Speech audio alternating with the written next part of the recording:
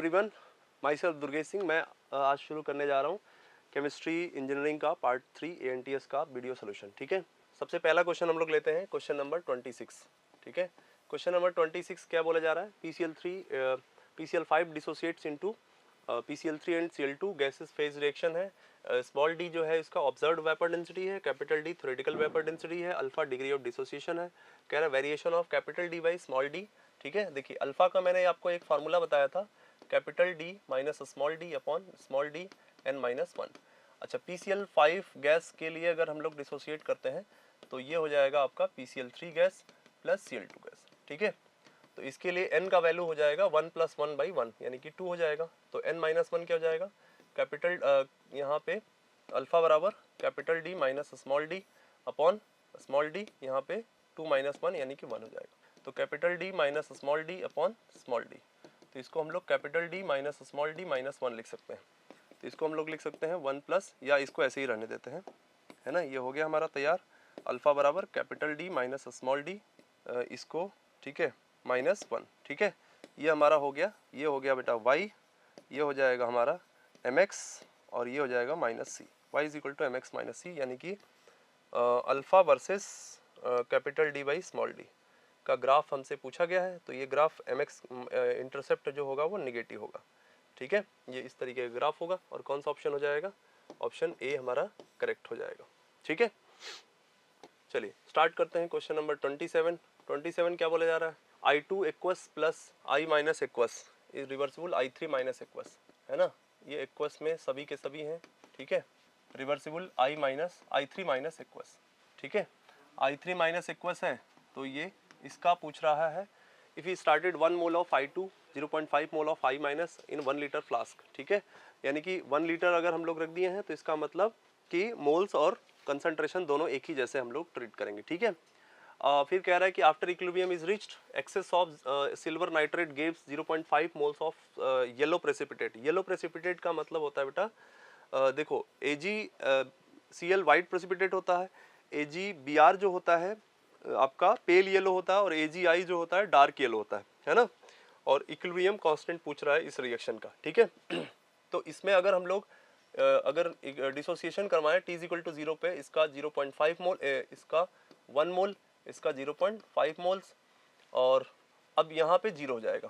T = T time पे T = equilibrium time पे 1 - x 0.5 - x और इसका x हो जाएगा। ठीक है, अच्छा इसके बाद कह रहा है कि AgNO3 का रिएक्शन अगर हम लोग कराएंगे एक्सेस में तो ऑब्वियसली किसके साथ करेगा? I माइनस के साथ करेगा। तो I माइनस के साथ करेगा तो AgI का येलो प्रेसिपिटेट बनाएगा और NO3 माइनस बन जाएगा। ठीक है, तो इसका हमारा येलो प्रेसिपिटेट बनता है। ठीक है, जो मैं येलो पेन से भी लिख रहा हूँ। ठीक है, तो आपका प्रेसिपिटेट फील आएगा। ठीक है, तो ये हो गया आपका AgI। इसमें कह रहा है ये कितना मोल्स बन रहा है? 0.25 मोल्स बन रहा है। तो भैया जितना ये बना उतना ये कंज्यूम हुआ होगा। ठीक है, तो ये कंज्यूम कितना है? यानी कि इसका भी 0.25 मोल्स रहा होगा, यानी कि I माइनस जो इक्विलिब्रियम पे है वो आपका 0.5 माइनस x बराबर 0.25 होगा। तो यहाँ से हमारा x का इंफॉर्मेशन निकल जाएगा, यहाँ से आ गया 0.25। ठीक है, तो अब हम लोग Kc का वैल्यू निकाल देंगे क्योंकि वॉल्यूम 1 लीटर है तो कोई टेंशन है नहीं। तो यहाँ पर x की वैल्यू 0.25 और यहाँ पे 1 माइनस 0.25। ठीक है, और यहाँ पे 0.5 माइनस x यानी कि 0.25 डायरेक्ट लिख देंगे। तो ये इससे कैंसिल हो जाएगा, ये हो जाएगा आपका 1/0.75। इसको बेटा 1/3/4 लिख सकते हैं, यानी कि इसको 4/3 लिख सकते हैं, यानी कि इसको 1.33 लिख सकते हैं। कौन सा ऑप्शन हो जाएगा? ऑप्शन ए हमारा करेक्ट हो जाएगा। ठीक है, स्टार्ट करते हैं क्वेश्चन नंबर 28। ठीक है, initially 3 moles of A was taken in 2 liter container. Find the equilibrium concentration of A in container 3A reversible 2B 3A reversible 2B। ये हमारा रिएक्शन है और इसका Kc जो है ना बहुत ज़्यादा दिया है, 8 × 10⁻15 दिया है बेटा, है ना, बहुत ज़्यादा। तो इसमें जो है ना product concentration is very very greater than, ठीक है, very very very greater than क्या? रिएक्टेंट कंसंट्रेशन, मतलब product reactant is negligible in comparison to product. ठीक है, Kc की वैल्यू बहुत ज़्यादा है, तो ये हमारा कोई ना कोई नेग्लेक्ट करना पड़ेगा बेटा इसमें। ठीक है, तो मतलब यहाँ पे T = 0 पे शुरुआत में हमारे पास A इसका 3 मोल था, इसका 0 मोल था। ठीक है, T = T टाइम पे T equal to equilibrium time पे यहाँ पे ये बहुत ही कम बचेगा, मतलब खत्म के बराबर हो जाएगा, ठीक है। तो इसको हम लोग कुछ मान लेते हैं, ए मोल्स मान लेते हैं, ठीक है। जो बचा है इसको ए मोल्स मान लेते हैं, और ये कितना बना, ये ऑलमोस्ट 100% कंप्लीट हो जाएगा। तो इसको हम लोग लिखेंगे 2/3, जिसका मोल्स निकालना है उसका कोएफिशिएंट ऊपर में, जिससे निकालना है उसका कोएफिशिएंट नीचे में, into given number of moles. पूरी तरह से खत्म हो गया, यानी कि 2 मोल्स, ठीक है। इसका 100% बन गया। तो अब अगर इसका हम लोग अगर इसका कंसंट्रेशन लिखेंगे, एक्टिव मास लिखेंगे इसका, तो इसका A बाई वॉल्यूम कितना दिया हुआ है क्वेश्चन में, 2 है ना, और इसका क्या हो जाएगा 2/2, यानी कि 1 मोलर, और यहाँ पे A/2 मोलर। हमको A फाइंड करना है बेटा, ठीक है, ठीक है। कह रहे इक्विलिब्रियम कंसंट्रेशन ऑफ A, मतलब A/2 फाइंड करना है बेटा, ठीक है। तो यहाँ पे आपका Kc का वैल्यू दिया हुआ है 8 × 10⁻15 बराबर 1 के पावर 2 अपॉन A/2 के पावर, A/2 के पावर क्या हो जाएगा बेटा 3, ठीक है। हमको यही तो फाइंड करना है, A/2 के पावर 3 बराबर है ना 1 अपॉन 8 × 10⁻15, ठीक है।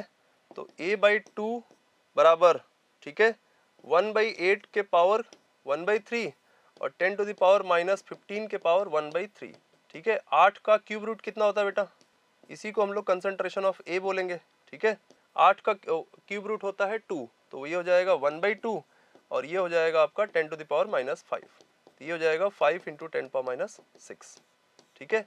कौन सा ऑप्शन हो जाएगा, ऑप्शन ए हमारा सही हो जाएगा, ठीक है।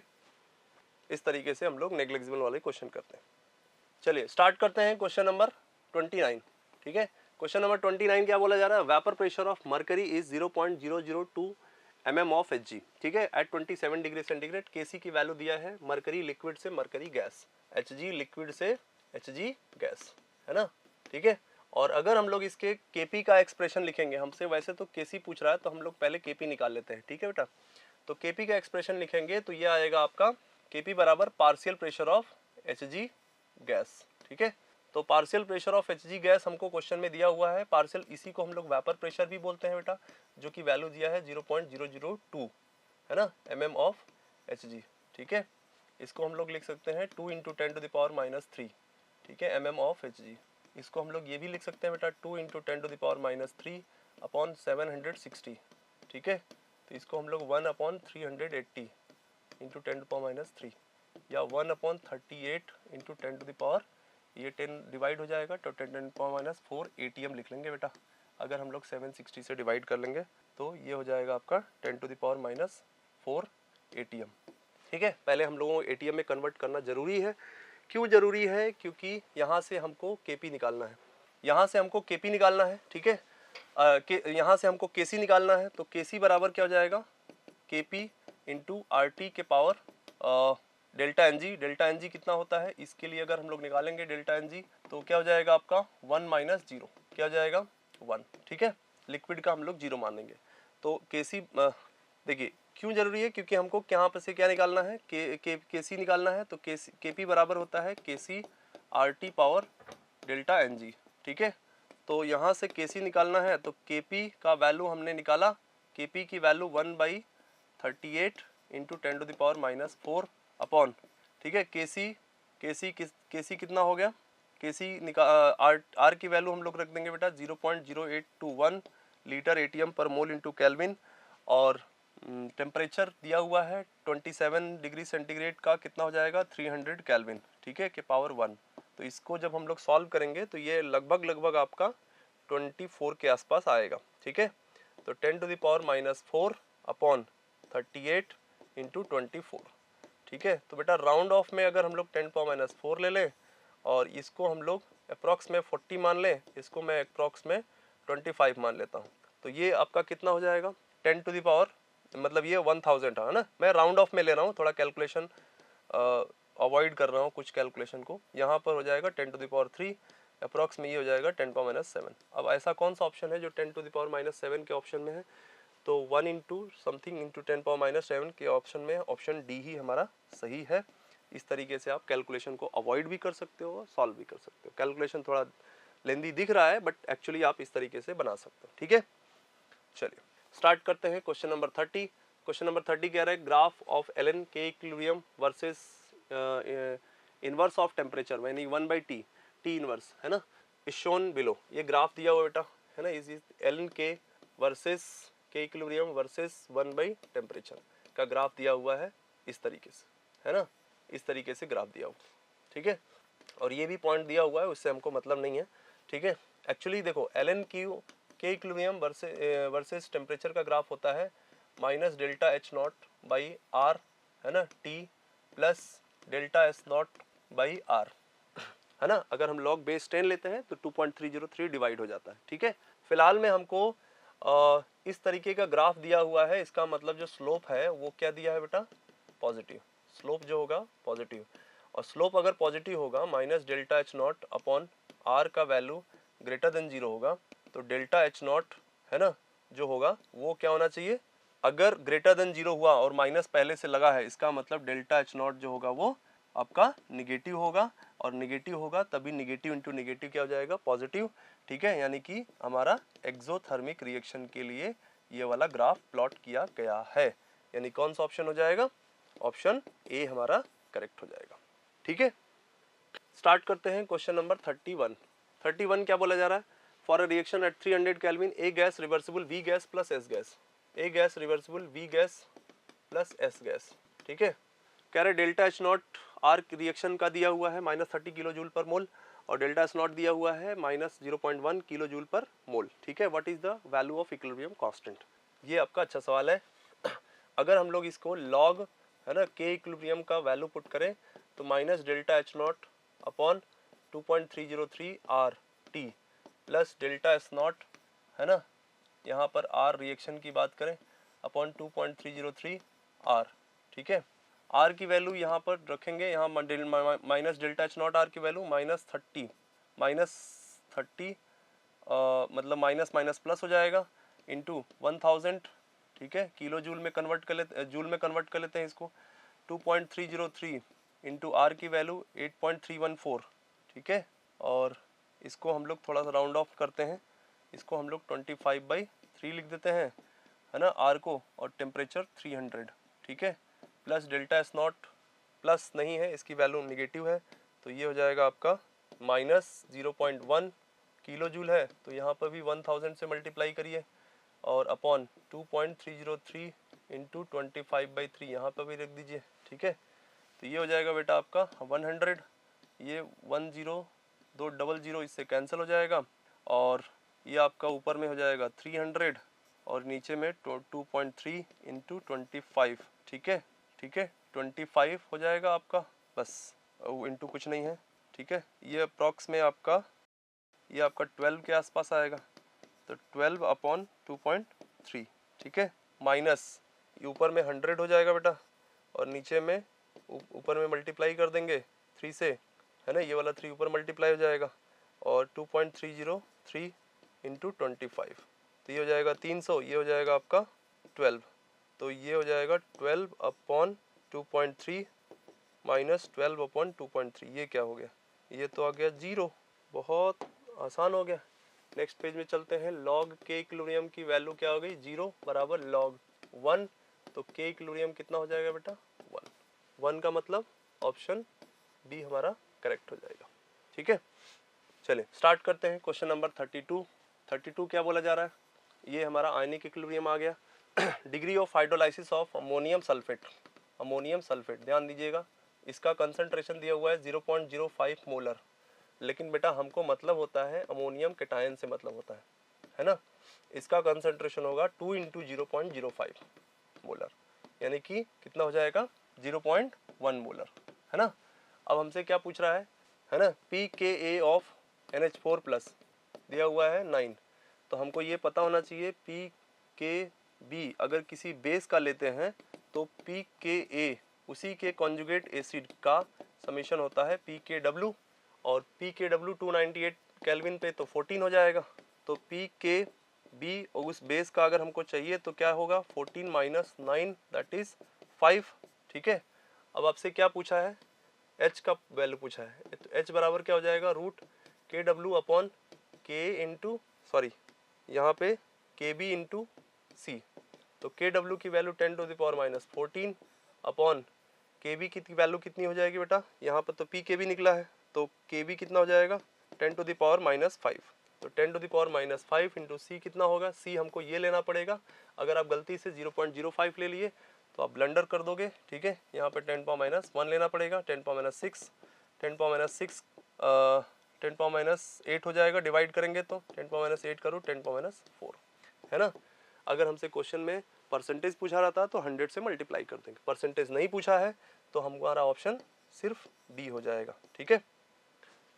चलिए स्टार्ट करते हैं क्वेश्चन नंबर 33, ठीक है। PH of 0.05 molar calcium A2, है ना। ए कोई एनायन ले लिया है जो HA एसिड का एनायन है, ठीक है, और उसका K भी दिया हुआ है CaA2। अगर आप ध्यान से देखोगे तो ये आपका Ca जो डबल प्लस है और 2A माइनस है ना। तो इसका कंसंट्रेशन 0.05 मोलर है, तो A माइनस का कंसंट्रेशन 2 इंटू 0.05 यानी कि 0.1 मोलर है ना। और A माइनस को अगर हम लोग हाइड्रोलाइज कराएंगे बेटा तो ये हमारा एनायनिक हाइड्रोलाइसिस होगा, HA बनेगा और OH माइनस बनेगा, है ना। तो हमको इसके लिए K चाहिए, दिया हुआ है क्वेश्चन में, तो इसका pH निकालना है, तो ये एक तरीके से हमारा बेसिक सॉल्ट हो गया। तो pH बराबर क्या हो जाएगा, नॉर्मली तो मैंने फार्मूलाज में जो आपको डिराइव करके बताया हूँ, है ना, उसके लिए मैंने आपको बोला है कि 7 + 1/2 है ना, pKa + log C, मैंने ये बताया था, ठीक है। तो 7 मैंने बेटा इसलिए बोला था क्योंकि वहाँ पे क्या था, KW की वैल्यू कितनी थी 10⁻14 थी, तो उसका जब हम लोग आधा कर रहे थे, PKW का आधा कर रहे थे तो 7 आ रहा था। लेकिन एक्चुअली में जो फॉर्मूला इसको हम लोग बनाएंगे इस क्वेश्चन के लिए, वो एक्चुअली में आएगा आपका 1/2 PKW प्लस लॉग प्लस हम लोग कह सकते हैं क्या 1/2 PKW 7 प्लस, ठीक है, या PKW/2 और plus 1/2 of PKa plus log C, है ना। इस तरीके से हम करेंगे। तो 1/2 PKW कितना है, KW कितना है 13, तो PKW कितना होगा 10⁻13, है ना। ये आपका 13 दिया हुआ है, डायरेक्ट PKW प्लस 1/2, ठीक है। PKa कितना निकालेंगे तो कितना आएगा 10⁻4 का PKa 4 हो जाएगा, और log C कितना होगा बेटा, log C मतलब C हमको ये लेना पड़ेगा ना, एनायन मतलब ये वाले का लेना पड़ेगा, क्योंकि एक्चुअली आप हाइड्रोलाइसिस इसका करा रहे हैं, है ना। तो यहाँ पे log C, तो log अगर आप 10⁻1 लेंगे तो ये आएगा -1, ठीक है। तो यहाँ पे क्या आएगा -1, तो 4 - 1 कितना होगा 3, टी हो जाएगा। 13/2 कितना होगा 6.5, और 4 - 1/2 कितना हो जाएगा 3/2 यानी कि 1.5, तो 6.5 प्लस 1.5 ये आ जाएगा बेटा 8, ठीक है। तो ये हो जाएगा हमारा pH का वैल्यू, यानी कि ऑप्शन ए हमारा करेक्ट हो जाएगा। अगर आप कंसंट्रेशन कहीं गलती से 0.05 ले लिया तो भी गलत आएगा, और अगर आपने PKW की जगह अपने मन से ले लिया कितना 14 ले लिया या 7 प्लस कर दिया तो भी गलत हो जाएगा। नॉर्मली मैंने फॉर्मूले जो क्लास में आपको कराए हैं वो आपका 7 प्लस करके कराए हैं, क्योंकि दिया रहता है। तो मैंने बोला भी था कि अगर KW की वैल्यू चेंज करेगा तो आप उसको चेंज कर लीजिएगा, ठीक है। चलिए स्टार्ट करते हैं क्वेश्चन नंबर 34 कह रहा है कि for fixed volume of 0.1 m benzoic acid and solution is added to 0.2 m sodium benzoate solution and formed, है ना, and formed 300 मिलीलीटर, ठीक है, इसका वॉल्यूम बना दिया गया है। रिजल्टेंट एसिडिक बफर, ठीक है, if the pH of buffer solution is 4.5 then find added volume to benzoic acid, volume of benzoic acid, इसका pK ऑफ बेंजोइक एसिड दिया हुआ है 4.2, ठीक है बेटा। बहुत आराम से समझिए, इसमें हमारे पास बेंजोइक एसिड है ना। बेंजोइक एसिड को हम लोग ऐसे लिख सकते हैं COOH, है ना, प्लस सोडियम बेंजोएट को, है ना, C6H5 COO Na। तो ये वीक एसिड है, ये इसका सॉल्ट है ना। ये हो गया हमारा बफर सोल्यूशन, ठीक है। अब इसका कंसंट्रेशन 0.1 मोलर है, इसका कंसंट्रेशन है 0.2 मोलर है, ठीक है। और ठीक है, इसका जो वॉल्यूम है, ठीक है, 300 ml है। रिजल्टेंट एसिडिक बफर बनाया गया, और इसका जो pH है, इसका मिक्सचर है, ठीक है, pH जो है वो कह रहा है कि 4.5 है, ठीक है। Find added volume of benzoic acid, ठीक है। इसका वॉल्यूम हमने V मान लिया, और इसका वॉल्यूम जो होगा इसका टोटल वॉल्यूम, है ना, इसका मान लेते हैं V1 है, इसका मान लेते हैं V2 है, तो V1 प्लस V2 बराबर 300।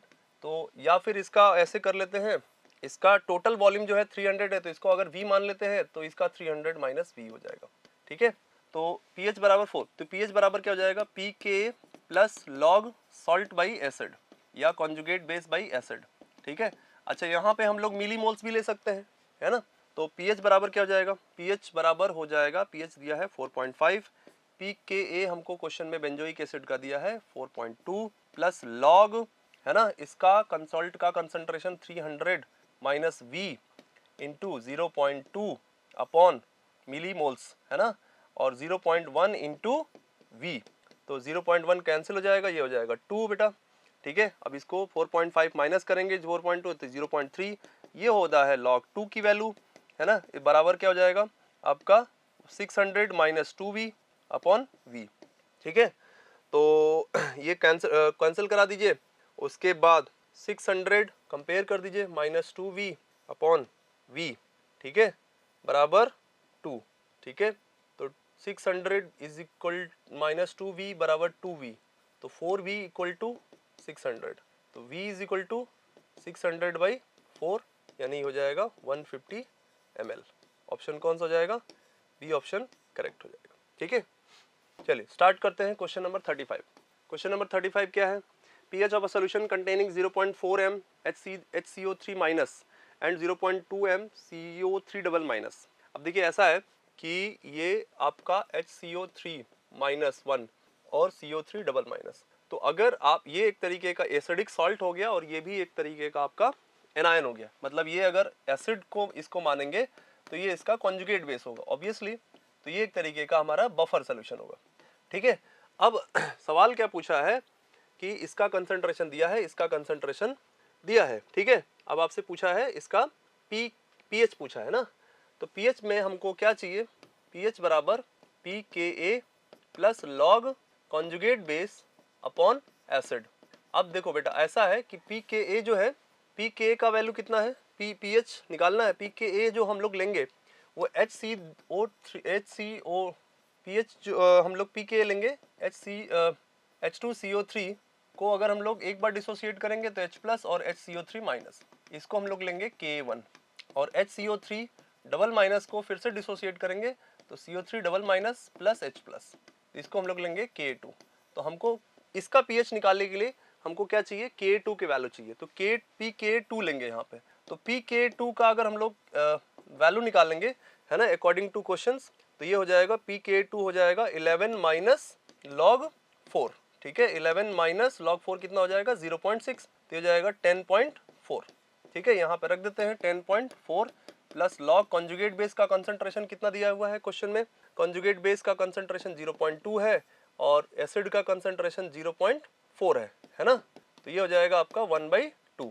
ठीक है, तो 10.4 माइनस log 2 लिख सकते हैं इसको, तो 10.4 माइनस 0.3, तो ये हो जाएगा 10 आपका 1। ठीक है, तो 10.1 ऑप्शन कौन सा है, वो option D is our correct option.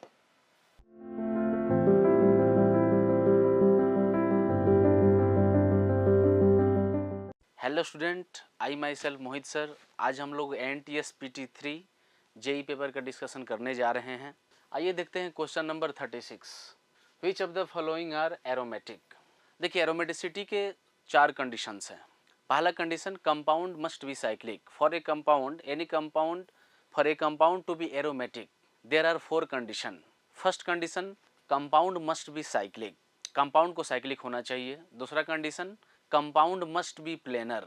Planar means each carbon या each atom of ring must be sp2 hybridized. And third condition, compound must be obey 4n+2 pi electrons या compound must be obey Huckel's rule। 4n+2 pi electrons को ही Huckel's rule बोलते हैं। And fourth condition, compound must be show resonance। ठीक है ना, ये 4 condition compound के लिए, किसी भी एरोमेटिक कंपाउंड होने के लिए 4 कंडीशन एक साथ फुलफिल होने चाहिए। इन 4 कंडीशन में अगर एक भी कंडीशन फ्लप हुआ तो फिर कंपाउंड एरोमेटिक नहीं हो सकता। ठीक है, एक और इम्पोर्टेंट चीज़ है एरोमेटिक कंपाउंड आइडेंटिफाई करने के लिए। मान लीजिए कि कोई बहुत बड़ा रिंग है जिसमें पाई इलेक्ट्रॉन्स बहुत सारे हैं, ठीक है ना, तो वहाँ पे हम पेरिफेरल कंजुगेटेड सिस्टम का भी कॉन्सेप्ट यूज़ करते हैं, ठीक है ना। तो for a compound to be aromatic, peripheral largest peripheral conjugated system must be present, ठीक है ना। पहला क्वेश्चन हम देखते हैं, क्वेश्चन नंबर 36। ए कंपाउंड को देखिए, ए कंपाउंड में आप देखिए पाई सिग्मा सिग्मा फिर से सिग्मा, यहाँ पर कंजुगेशन ब्रेक लग रहा है। पाई सिग्मा सिग्मा, या आप राइट में जाइए, pi sigma sigma conjugation break हो गया। Pi sigma sigma, pi sigma pi sigma फिर से सिग्मा, यहाँ फिर कंजुगेशन दो कंजिक्यूटिव सिग्मा आ रहे हैं, दो कंजिक्यूटिव सिग्मा आ रहे हैं, यहाँ भी कंजुगेशन ब्रेक हो गया। देखिए इस तरह के कंपाउंड या तो इंडिविजुअली एरोमेटिक हो जाएं, या अगर ऐसा नहीं होते हैं तो एक कॉन्सेप्ट और है जहां से हम यूज करके बता सकते हैं कंपाउंड एरोमेटिक है। वो कॉन्सेप्ट ये है कि इस कंपाउंड में आप ये देखिए कि पेरिफेरल कंजुगेटेड सिस्टम मेंटेन है या नहीं। आप इसमें देखिए pi sigma sigma conjugation break हो गया। फिर नीचे से आते हैं, ऊपर से नीचे टॉप टू बॉटम आते हैं, तो पाई सिग्मा पाई फिर से सिग्मा और सिग्मा, फिर कंजुगेशन ब्रेक हो गया। तो ये कंपाउंड इंडिविजुअल एरोमेटिक भी नहीं है, और दूसरा पेरिफेरल कंजुगेटेड सिस्टम भी ऑब्सेंट है, तो ए आपका एरोमेटिक नहीं होगा, ठीक है ना। बी देखिए, बी का स्ट्रक्चर हम ड्रॉ करते हैं। सी, इन चारों ऑप्शंस को देखिए। ऑप्शन ए को देखिए, ऑप्शन ए में पाई आप दो तरह से देख सकते हैं, एक तो पेरिफेरल कंजुगेटेड सिस्टम देख सकते हैं, और दूसरा कंडीशन क्या ये रिंग इंडिविजुअली एरोमेटिक है, ठीक है ना। अगर ये रिंग इंडिविजुअली एरोमेटिक है तो ओवरऑल ये सिस्टम एरोमेटिक होगा, या अगर कोई एक रिंग एरोमेटिक है और दूसरा नॉन एरोमेटिक है तो इन दोनों का कॉम्बिनेशन ओवरऑल एरोमेटिक ही होता है। Aromatic plus non aromatic aromatic, aromatic plus aromatic equal to aromatic, ठीक है ना। तो हम दो तरीकों से देख सकते हैं। पहला तरीका, ये रिंग इंडिविजुअल एरोमेटिक भी नहीं है, ये वाला रिंग भी इंडिविजुअल एरोमेटिक नहीं है। अब हम पेरिफेरल कंजुगेटेड वाला कॉन्सेप्ट यूज करते हैं। तो देखिए पाई सिग्मा मतलब पेरिफेरी पे कंजुगेशन देखना है, ठीक ना, इस पेरिफेरी पे कंजुगेशन देखना है। तो पाई सिग्मा कंजुगेशन ब्रेक हो गया। फिर पाई सिग्मा फिर सिग्मा, यहाँ भी कंजुगेशन ब्रेक है, ठीक है ना। तो इस तरह से इसमें कंप्लीट कंजुगेशन ब्रेक है, और सिस्टम कोई भी रिंग सिस्टम इंडिविजुअली एरोमेटिक भी नहीं है, तो ये सिस्टम एरोमेटिक नहीं हो सकता, ठीक है ना। बी में देखते हैं, जब भी एरोमेटिसिटी देखिए तो वो साइक्लिक के अंदर जो फिनोमिनन हो रहा है, कंजुगेशन हो, ठीक है ना, पाई इलेक्ट्रॉन्स का काउंट हो, वो रिंग के अंदर होता है, रिंग के बाहर क्या हो रहा है इससे कोई मतलब नहीं है। तो रिंग के अंदर आप देखिए 6 पाई इलेक्ट्रॉन है, ठीक है ना, हकल्स रूल का फॉलो कर रहा है, ये हकल्स रूल को पालन कर रहा है। दूसरा, हर कार्बन sp2 हाइब्रिडाइज्ड भी है, ठीक है ना, कंप्लीट कंजुगेशन भी चल रहा है, तो ये सिस्टम एरोमेटिक होगा। सी में देखते हैं, सी में ऐसे देखने से तो लग रहा है कि इसमें 10 पाई इलेक्ट्रॉन्स है, ठीक है ना, हकल्स रूल का फुलफिल हो रहा है। बट हकल्स रूल क्या होता है, 4n+2 पाई इलेक्ट्रॉन्स, ठीक है ना, 4n+2 pi electrons must B delocalized in complete cyclic system, then that cyclic system will obey Huckel's rule। यहाँ पे 4n+2 pi electrons 10 pi electron आ रहा है, तो सिस्टम हकल्स रूल का फॉलो कर रहा है, हर कार्बन sp2 भी है, ठीक है ना, कंप्लीट साइक्लिक सिस्टम भी है। बट ऐसा लग रहा है कि ये सिस्टम एरोमेटिक होगा, लेकिन ये सिस्टम एरोमेटिक नहीं होता। रीज़न, क्योंकि यहाँ पर दो हाइड्रोजन, ठीक है ना, दो हाइड्रोजन एक दूसरे को अप्रोच करते हैं, दो हाइड्रोजन एक दूसरे को टच कर रहे होंगे, अप्रोच कर रहे होंगे, इस वजह से इनके बीच में रिपल्सन क्रिएट होता है, और उस रिपल्सन की वजह से ये दोनों हाइड्रोजन एक दूसरे के अपोजिट प्लेन में चले जाते हैं, ठीक है ना, और इस वजह से ये सिस्टम प्लेनर नहीं रह पाता, और ये सिस्टम नॉन प्लेनर हो जाता है। और कोई भी सिस्टम अगर नॉन प्लेनर हुआ तो फिर वो एरोमेटिक नहीं हो सकता। क्लियर। तो यहाँ पे 2 hydrogens are close to each other, ठीक ना, they repel each other, so to minimize repulsion 2 hydrogen atoms goes into different plane. That's why overall system will be non planar and non planar system can never be aromatic. Option D देखते हैं। Option D में देखिए यहाँ पर total pi electron कितने हैं, 1 2 3 4 5 6 7, total 14 pi electron है, ठीक है ना। हकल्स रूल्स को ओबे करने के लिए, ठीक ना, फुलफिल करने के लिए अगर सिस्टम में 2 पाई इलेक्ट्रॉन हो, 6 पाई इलेक्ट्रॉन हो, ठीक है ना, 10 पाई इलेक्ट्रॉन हो, 14 पाई इलेक्ट्रॉन्स हो, ठीक है ना, तो ये सिस्टम हकल्स रूल को फुलफिल करेगा, ठीक है ना। तो इस तरह से सिस्टम में 14 पाई इलेक्ट्रॉन्स है, ये भी हकल्स रूल का फुलफिल कर रहा है।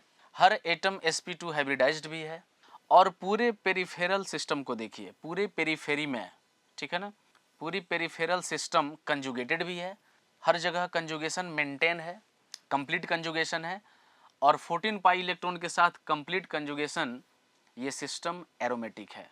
तो डी वाला कंपाउंड भी एरोमेटिक होगा, ठीक है ना। तो आइए ऑप्शन से देखते हैं, यहाँ पर दो ऑप्शन, एक बी और डी, बी और डी एरोमेटिक है, बाद बाकी ए और सी एरोमेटिक नहीं है। तो आप ऑप्शन में देखिए, ऑप्शन हो जाएगा A, option A B and D only, ठीक है ना। तो 36 का option A will be correct. Clear है ना। फिर से मैं बोल दूं, किसी कंपाउंड के एरोमेटिक होने के लिए 4 कंडीशन फुलफिल होने चाहिए। पहला condition, compound must be cyclic, compound को साइक्लिक होना पड़ेगा। दूसरा कंडीशन, कंपाउंड को प्लेनर होना पड़ेगा, प्लेनर बोले तो हर एटम, रिंग का हर एटम sp2 हाइब्रिडाइज्ड होना चाहिए। तीसरा, पूरे रिंग के अंदर, रिंग के बाहर नहीं ध्यान देना है। एरोमेटिसिटी रिंग का इंटरनल फिनोमेनन है, साइक्लाइजेशन होता है, ठीक है ना। तो रिंग के अंदर कितने पाई इलेक्ट्रॉन्स है उनको काउंट करना है, रिंग के बाहर कितने पाई इलेक्ट्रॉन्स हैं इससे कोई मतलब नहीं है, ठीक है ना। तो अगर रिंग के अंदर इतने सारे, इनमें से कोई भी एक पाई इलेक्ट्रॉन प्रेजेंट हो तो वो सिस्टम हकल्स रूल को फॉलो करेगा। और कंपाउंड में कंजुगेशन होना चाहिए जो कि लास्ट कंडीशन है। अगर कोई कंपाउंड इन चारों कंडीशन को फुलफिल करता है तो कंपाउंड एरोमेटिक होगा, अदरवाइज वो कंपाउंड एरोमेटिक नहीं होगा। इस तरह से कंडीशन या क्राइटेरियाज हमने यूज़ किया इस क्वेश्चन में, और मुझे लगा कि बी और डी सिस्टम एरोमेटिक है क्योंकि एरोमेटिसिटी के सारे कंडीशन को फुलफिल कर रहा है, और ए और सी कंपाउंड एरोमेटिक। तो इस तरह से आपका ऑप्शन हो जाएगा ए, तो 36 का ऑप्शन हो जाएगा ए। नेक्स्ट देखते हैं क्वेश्चन नंबर 37। क्वेश्चन है, विच of the following compound has most acidic hydrogen, ठीक है ना। मोस्ट एसिडिक हाइड्रोजन मीन्स क्या हुआ, ठीक है ना, दैट पोजिशन या that sites are more acidic which have most stable conjugate base after firing H+। जो पोजीशन H+ को फायरिंग करने के बाद स्टेबल कंजुगेट बेस बनाता हो वही पोजीशन ज़्यादा एसिडिटी को शो करेगा। बात समझ में आ रही है ना। तो हम बारी बारी से हर पोजीशन से, हर कार्बन से हाइड्रोजन को रिमूव करेंगे, फायर करवाएंगे। तो मुझे ऐसा लग रहा है कि ऑप्शन मैं सबको एक बार ड्रॉ करता हूँ। अगर इस कार्बन से, इस sp3 कार्बन से अगर ये हाइड्रोजन फायर हो गया तो यहाँ पे आता है नेगेटिव चार्ज, बगल में लोन पेयर है, ठीक है। दो कारण से ये पोजीशन, ये जब कोई एसिड H+ को फायर करता है तो कंजुगेट बेस बनता है। ये रहा आपका कंजुगेट बेस या कंजुगेट एनायन। H+ के फायरिंग के बाद बना हुआ कंजुगेट बेस की स्टेबिलिटी देखनी होती है। अगर H+ के फायरिंग के बाद ये बना कंजुगेट बेस ज़्यादा स्टेबल हुआ, इट मीन्स ये कंपाउंड ज़्यादा एसिडिक होगा। तो यहाँ पर देखिए, यहाँ दो कारण से ये अनस्टेबल है। पहला कारण तो हम ये कह दें कि नेगेटिव चार्ज यहाँ रेजोनेंस, पहला कारण तो मैं ये बोल सकता हूँ कि यहाँ पर इस ग्रुप के साथ, इस ऑक्सीजन एटम के साथ लोन पेयर रिपल्सन रखता होगा। दूसरा कारण हम ये दे सकते हैं कि इसकी स्टेबिलिटी इसके -I की वजह से बढ़ रही होगी, ठीक है ना। रिंग तो सब में कॉमन है, बट यहाँ पर ये सल्फर के पास वैकेंट ऑर्बिटल होता है, ये -M इफेक्ट शो करेगा। तो अगर ये H+ को फायर किया तो कार्बन आयन यहाँ बनेगा कंजुगेट बेस, और ये कंजुगेट बेस फाइनली -M से स्टेबलाइज हो जाएगा, ठीक है ना। और आपको पता है कि -M -I पे डोमिनेट कर जाता है, ठीक है ना। तो यहाँ पे कंजुगेट बेस बना, कंजुगेट बेस -M से स्टेबलाइज हो गया, और किसी भी स्टेबिलिटी, कंजुगेट बेस की स्टेबिलिटी EWG से बढ़ जाती है। In the presence of EWG stability of carbon ion will be मोर, ठीक है ना। तो यहाँ पे H+ फायर किया, कंजुगेट बेस बना, और ये कंजुगेट बेस -M से स्टेबलाइज हो गया। इट मीन्स ये कंपाउंड ज़्यादा एसिडिक होगा। ठीक है ना। जो जितना ही ज़्यादा कंजुगेट बेस स्टेबल बनाएगा उसकी एसिडिटी उतनी ही ज़्यादा होगी, उसकी H प्लस फायरिंग करने की टेंडेंसी उतनी ही ज़्यादा होगी। बट आप देखिए सी और डी में, सी में भी यहाँ नाइट्रोजन है, यहाँ भी नाइट्रोजन है, इनके पास वैकेंट ऑर्बिटल नहीं होता जिसकी वजह से ये -m शो कर पाएँ, ये -I शो करते हैं। डी में भी देखिए ऑक्सीजन है, नाइट्रोजन है, सेकंड पीरियड के एलिमेंट हैं, सेकंड पीरियड में एक बोरॉन को छोड़कर और किसी भी एलिमेंट में वैकेंट ऑर्बिटल नहीं होता, ठीक है ना। तो यहाँ भी अगर H प्लस को फायर किया, इस कार्बन पे नेगेटिव चार्ज आया तो ये नेगेटिव चार्ज इसके -I से स्टेबलाइज होगा। एक सिंगल ऑप्शन बी है जहाँ पे इस कार्बन पे डेवलप हुआ नेगेटिव चार्ज सल्फर के -m से स्टेबलाइज हो रहा है। क्लियर है ना। क्यों सल्फर का -m क्यों लगेगा, क्योंकि सल्फर के पास वैकेंट ऑर्बिटल होता है, ठीक है ना। तो अगर सल्फर का -m लगा तो इस -m की वजह से इस कार्बन पे डेवलप हुआ नेगेटिव चार्ज स्टेबलाइज हो जाएगा, ठीक है ना। तो ACD में हमने देखा इंडक्टिव, ऑक्सीजन का इंडक्टिव, नाइट्रोजन का इंडक्टिव, ऑक्सीजन का इंडक्टिव -I, नाइट्रोजन का -I। एक सिंगल ऑप्शन बी है जिसमें -m से ये कंजुगेट बेस स्टेबलाइज हो रहा है, ठीक है ना। तो -m -I पर डोमिनेट कर जाता है, तो -m के प्रेजेंस की वजह से, ठीक है ना, बी का कंजुगेट बेस ज़्यादा स्टेबलाइज हो जाएगा, इसलिए 36 का आंसर हो जाएगा B. Correct answer will be B. अब हम क्वेश्चन नंबर 38 देखते हैं। The correct stability order of the following carbocations, ठीक है ना। कार्ब केटायन की स्टेबिलिटी ERG के स्ट्रेंथ पे डिपेंड करता है। अगर स्ट्रेंथ ऑफ ERG जितना ही ज़्यादा रहा कार्ब केटायन की स्टेबिलिटी उतनी ही ज़्यादा होगी, ठीक है ना। Stability of carb cation directly proportional to strength of ERG, strength of electron releasing group, और inversely proportional to strength of EWG। ERG में +m सब पे डोमिनेट कर जाता है, फिर आता है +H और लास्ट में आएगा +I, और EWG में -m फिर -H और फिर -I, ठीक है ना। तो इसमें देखते हैं ए में, ऑप्शन ए में देखिए यहाँ पर CH3 डबल बॉन्ड के बगल में CH3, इस CH3 का यहाँ पर +H इफेक्ट लगता है, हाइपर कंजुगेशन का इफेक्ट लगेगा, और हाइपर कंजुगेशन करते हुए, ठीक है ना, ये बॉन्ड यहाँ शिफ्ट होगा और फिर ये पाई बॉन्ड आगे शिफ्ट होकर इस कार्बोकेटायन को स्टेबलाइज कर देता है। ऑप्शन बी में देखिए बोरॉन के पास वैकेंट ऑर्बिटल होता है, ठीक है ना, इसके पास वैकेंट ऑर्बिटल होगा तो इलेक्ट्रॉन सप्लाई नहीं करेगा, इलेक्ट्रॉन रिलीज नहीं करेगा, इलेक्ट्रॉन रिलीज करने के बजाय इलेक्ट्रॉन विड्रॉ करना शुरू कर देगा। तो यहाँ पर इलेक्ट्रॉन विड्रॉइंग ग्रुप की वजह से ये कार्बोकेटायन डीस्टेबलाइज हो जाएगा, ठीक है ना। ऑप्शन 3 में देखिए यहाँ पे नाइट्रोजन के पास लोन पेयर है और यहाँ पे नाइट्रोजन के पास किसी ग्रुप के पहले एटम पे अगर लोन पेयर हो तो ये रेजोनेंस करता हुआ आगे बढ़ेगा और इस कार्बोकेटायन को स्टेबलाइज कर देगा। फोर्थ में भी ऑक्सीजन के पास दो लोन पेयर है, ये ऑक्सीजन भी आगे बढ़ा, अपना लोन पेयर को शेयर किया, रेजोनेंस में मतलब सेंड किया, ठीक है ना, ट्रांसफ़र किया। तो जैसे रेजोनेंस में ये ट्रांसफ़र करेगा तो ये लोन पेयर यहाँ पर शिफ्ट होगा, फिर ये पाई बॉन्ड फर्दर आगे शिफ्ट होकर इस कार्बोकेटायन को स्टेबलाइज कर देगा। बट नाइट्रोजन का +m का पावर ज़्यादा होता है in compare to oxygen. Reason यह है कि नाइट्रोजन की इलेक्ट्रोनेगेटिविटी कम है। जिस एटम की इलेक्ट्रोनेगेटिविटी कम होगी उसकी इलेक्ट्रॉन होल्डिंग कैपेसिटी कम होगी, और जिसकी इलेक्ट्रॉन होल्डिंग कैपेसिटी कम होगी उसकी इलेक्ट्रॉन रिलीजिंग टेंडेंसी ज़्यादा होगी। तो यहाँ ऑक्सीजन की इलेक्ट्रोनेगेटिविटी ज़्यादा है, इसकी इलेक्ट्रॉन होल्डिंग कैपेसिटी ज़्यादा होगी, इलेक्ट्रॉन को पकड़ कर रखना चाहेगा, जल्दी इलेक्ट्रॉन को शेयर नहीं करेगा। तो जो इलेक्ट्रॉन को होल्ड करके रखेगा उसकी इलेक्ट्रॉन रिलीजिंग टेंडेंसी कम हो जाएगी। खैर यहाँ पर इन दोनों ग्रुप का +m लग रहा है, बट नाइट्रोजन का +m सबसे ज़्यादा होगा, तो इन लिस्ट में थर्ड की स्टेबिलिटी सबसे ज़्यादा होगी।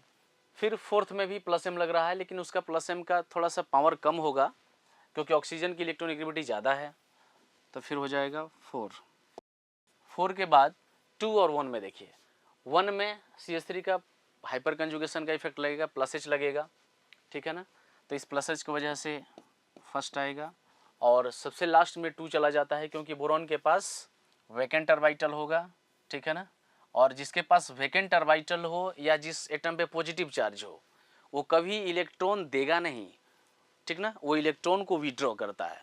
और जिस किसी कार्बोकेटायन के साथ EWG ग्रुप लग गया, इलेक्ट्रॉन विड्रॉइंग ग्रुप लग गया, तो कार्बोकेटायन को डीस्टेबलाइज कर देगा। तो सबसे लास्ट में चला जाएगा। और रीज़न ये है कि बोरॉन के पास वैकेंट ऑर्बिटल है, वो इलेक्ट्रॉन विड्रॉइंग ग्रुप की तरह बिहेव करता है। तो देखिए ऑप्शन 3412 ठीक ना, 38 का C option will be correct. 39 the correct stability order of the following resonance structure is. देखिए जब भी आरएस के स्टेबिलिटी के रिगार्डिंग कुछ भी क्वेश्चन आए तो सबसे पहले आप ये देखिए किस स्ट्रक्चर का ऑक्टेट कंप्लीट है, ठीक है ना। अगर ऑक्टेट कंप्लीशन मतलब मैक्सिमम मॉलिक्यूल का ऑक्टेट कंप्लीशन है, ठीक है ना, तो फिर उसके बाद हम लगाते हैं इलेक्ट्रोनेगेटिविटी रूल। अगर वो भी फ्लॉप कर जाए तो फिर हम लास्ट में लगाएंगे चार्ज सेपरेशन, ठीक है ना। तो आप इस स्ट्रक्चर में देखिए, और एक बात और ध्यान रखिए, एनायन का ऑक्टेट कंप्लीट हो ही जाता है, ऐसा मानकर चलना है। किस एटम पर कितना लोन पेयर होगा ये अंडरस्टूड है। जैसे नाइट्रोजन पे एक लोन पेयर होता है, ऑक्सीजन पे 2 लोन पेयर होता है, ये आपके माइंड में रहना चाहिए। किस एटम पर कितना लोन पेयर होता है ये अंडरस्टूड है।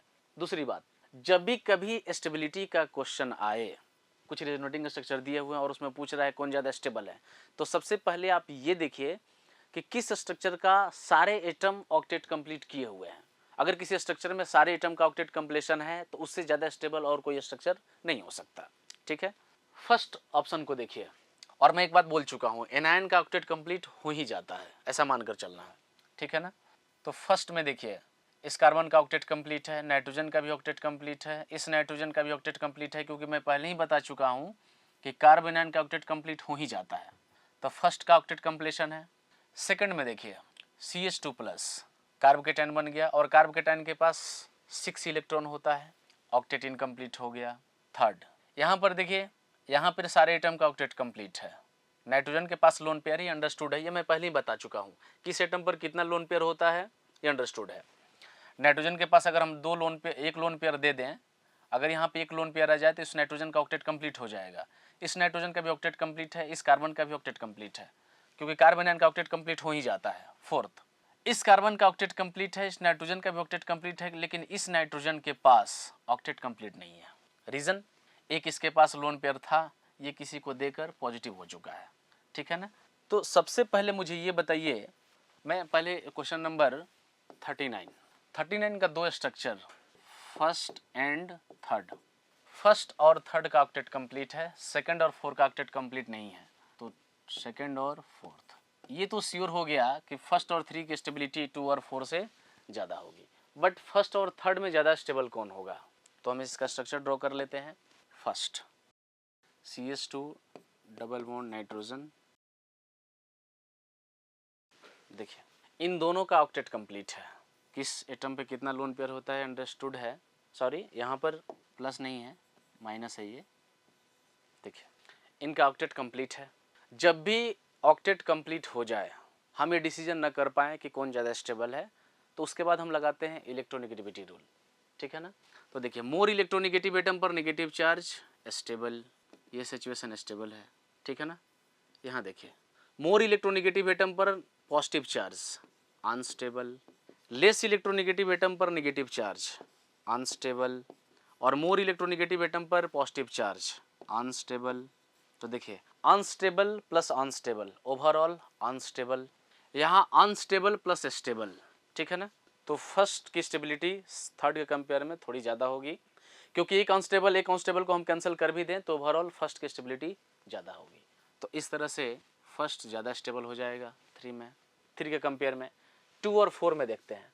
2 और 4 में देखिए, यहाँ पर मोर इलेक्ट्रोनेगेटिव एटम पर negative charge stable, less electronegative atom पर पॉजिटिव चार्ज स्टेबल, ठीक है ना। फोर्थ में देखिए मोर इलेक्ट्रोनेगेटिव एटम पे positive charge unstable, less electronegative atom पर नेगेटिव चार्ज अनस्टेबल। तो फोर्थ ओवरऑल अनस्टेबल होगा और 2 ओवरऑल स्टेबल होगा, क्योंकि negative charge on more electronegative atom makes the structure more stable and positive charge on less electronegative atom makes the structure more stable. तो आप second option में देखिए more electronegative atom पर negative charge stable, less electronegative atom पर positive charge stable. 4 में more electronegative atom पे positive charge unstable, less electronegative atom पर negative charge unstable. तो ओवरऑल फोर्थ अनस्टेबल हो जाएगा in compare to second option ठीक है ना। तो 2 की स्टेबिलिटी 4 से ज़्यादा हो जाएगी। देखिए ऑप्शन 1 3 2 4, 1 3 2 4, 39 का ऑप्शन हो जाएगा, B option will be correct. Clear है ना। तो इस तरह के क्वेश्चन में, स्टेबिलिटी ऑफ आरएस के क्वेश्चन में सबसे पहले आप ऑक्टेट रूल लगाइए, ठीक है ना। अगर हम ऑक्टेट रूल से डिसीजन ना ले पाएँ, उसके बाद इलेक्ट्रोनेगेटिविटी का रूल लगाइए। अगर वही फ्लॉप कर जाए तो फिर चार्ज सेपरेशन या कोई दूसरा फैक्टर हम देख लेते हैं, ठीक है ना। तो यहाँ 2 फैक्टर से डिसाइड हो गया स्टेबिलिटी। पहला फैक्टर ऑक्टेट कंप्लीशन और दूसरा फैक्टर है इलेक्ट्रोनेगेटिविटी रूल, ठीक है ना। देखिए अगर रूल को ऑर्डर में लगाइएगा तो क्वेश्चन गलत होने का चांस कम है। सबसे पहले ऑक्टेट रूल देखिए, उसके बाद इलेक्ट्रोनेगेटिविटी का रूल देखिए, फिर चार्ज सेपरेशन वगैरह देख लेना है, ठीक है ना। नेक्स्ट क्वेश्चन देखते हैं, question number 40। Which of the following phenols has the largest pK value, it means least acidic. एक हम लोग रिलेशन पढ़े हैं या जानते हैं, पहले से भी आप लोग पढ़े भी होंगे, pKa इन्वर्सली होता है 1/Ka। और किसी कंपाउंड की एसिडिटी, किसी कंपाउंड की एसिडिटी स्ट्रेंथ ऑफ EWG पे डिपेंड करता है, ठीक है ना। देखिए acidity directly proportional to strength of EWG में सबसे सर्वोपरि है -m, फिर -h और फिर होता है -i, और इन्वर्सली प्रोपोर्शनल होता है ERG जिसमें +m +h और +i, ठीक है ना। ये फैक्टर क्यों लगाएं, क्योंकि कोई भी कंपाउंड ज़्यादा एसिडिक तब होगा जब वो H+ फायर करने के बाद स्टेबल कंजुगेट बेस बनाता हो, और कोई भी कंजुगेट बेस की स्टेबिलिटी AWG के प्रेजेंस में ज़्यादा होगी। मान लीजिए कोई भी कंजुगेट बेस बना एनायन, ठीक है ना। तो अगर कंजुगेट बेस की स्टेबिलिटी ज़्यादा हुई तो कंजुगेट बेस की स्टेबिलिटी ज़्यादा कब होगी, जब स्ट्रेंथ ऑफ EWG ज़्यादा होगा, ठीक है ना। और कोई भी कंजुगेट बेस जितना ही ज़्यादा स्टेबल होगा, ठीक है ना, तो उतना ही जल्दी, उतना ही फास्ट टेंडेंसी से बनना चाहेगा, उतना ही जल्दी से कोई कंपाउंड H+ को फायर करेगा। देखिए सबसे पहले कोई कंपाउंड एसिड क्या होता है, acid are those compound which fire H+। अब बात आती है कि किस एसिड का स्ट्रेंथ ज़्यादा होगा, ठीक है ना। तो those acid are a strong acid which fire H+ easily is called strong acid. अब क्वेश्चन ये है कि कौन सा एसिड जल्दी H+ फायर कर सकता है, तो जो एसिड H+ फायर करने के बाद स्टेबल कंजुगेट बेस बनाता होगा उसकी एसिडिटी ज़्यादा होगी, ठीक है ना। तो कंजुगेट बेस की स्टेबिलिटी EWG के स्ट्रेंथ पर डिपेंड करता है, ठीक है ना। तो हम देखें यहाँ पर इस ऑप्शन में Cl का लगता है -i इफेक्ट, CH3 का लगेगा +H, ठीक है ना, CH3 का +H इफेक्ट लगेगा। B में NO2 का -m लगता है और D में साइनाइड का -m लगेगा। तो -m -i ABD वाला जो ग्रुप है, ठीक है ना, NO2 साइनाइड और क्लोरीन, ये तो सारे इलेक्ट्रॉन विड्रॉइंग ग्रुप हैं, इनके प्रेजेंस में एसिडिटी बढ़ेगा, Ka का वैल्यू बढ़ेगा। लेकिन क्वेश्चन पूछ रहा है कि किसका एसिडिटी कम होगी, तो in the presence of ERG phenol is list acidic. तो देखिए यहाँ पर CH3 +H है, तो इसके कंपेयर में इसकी एसिडिटी क्या होगी, एसिडिटी कम होगी, और जिसकी एसिडिटी कम होगी उसका pKa ज़्यादा होगा। तो C option will be correct. 40 का ऑप्शन C हो जाएगा। 41 the stability order of following carbocations. First option को आप गौर से देखिए, ये कार्बोकेटायन रेजोनेंस स्टेबलाइज नहीं है, क्योंकि इस पाई का कंजुगेशन इस पॉजिटिव चार्ज के साथ नहीं है। इस पाई बॉन्ड का -i इफेक्ट लग रहा होगा जो कि कार्बोकेटायन को डिस्टेबलाइज कर देगा। सेकंड स्ट्रक्चर को देखिए, दोनों तरफ से कंजुगेशन है, पाई सिग्मा पॉजिटिव, दो तरफ से कंजुगेशन है। थर्ड में देखिए इस पाई बॉन्ड का इस पाई के साथ कंजुगेशन है, ठीक है ना, इस पाई बॉन्ड का इस पॉजिटिव चार्ज के साथ कंजुगेशन है, ठीक है ना। तो यहाँ पर वन वे सिंगल साइड से सिंगल डायरेक्शन से रेजोनेंस चल रहा है, बट इस पॉजिटिव चार्ज पे इस पाई बॉन्ड का -i इफेक्ट लग रहा होगा। और फोर्थ ऑप्शन देखिए, फोर्थ ऑप्शन ये रिंग ओवरऑल एंटी एरोमेटिक है। बताइए किस केस में कार्बोकेटायन ज़्यादा स्टेबलाइज है। यहाँ आप देख रहे होंगे कि ऑप्शन 2 में दोनों तरफ से कंजुगेशन हो रहा है, एक्सटेंट ऑफ रेजोनेंस ज़्यादा है। Question number 41, extent of resonance 2 में ज़्यादा है, तो 2 की स्टेबिलिटी सबसे ज़्यादा होगी। 3 में सिंगल डायरेक्शन से सिंगल वे रेजोनेंस चल रहा है, तो 2 के बाद हो जाएगा 3। ऑप्शन 1 और 4th में, फोर्थ हो गया एंटी एरोमेटिक, और anti aromatic is highly unstable, तो सबसे लास्ट में जाएगा एंटी एरोमेटिक। और थर्ड में देखिए फर्स्ट में आप देखिए इन दोनों पाई बॉन्ड का माइनस आई इफेक्ट लग रहा होगा इस कार्बोकेटाइन पे, तो माइनस आई ओवरऑल EWG हो गया। EWG के प्रेजेंस में स्टेबिलिटी कम हो जाएगी। तो ऑप्शन हो जाएगा फर्स्ट। इस तरह से ये हो गया स्टेबिलिटी का ऑर्डर।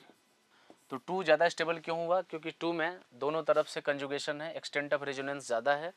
एक्सटेंट ऑफ रेजोनेंस ज़्यादा होगा तो चार्ज का डिस्पर्सल ज़्यादा होगा, कार्बोकेटाइन हाई रेट से, हाई टेंडेंसी से स्टेबलाइज हो जाएगा। ठीक है ना। तो ऑप्शन देखते हैं 41 का 2314 सी में दिया हुआ है ऑप्शन, ये ऑर्डर। ठीक है ना। तो C will be correct answer.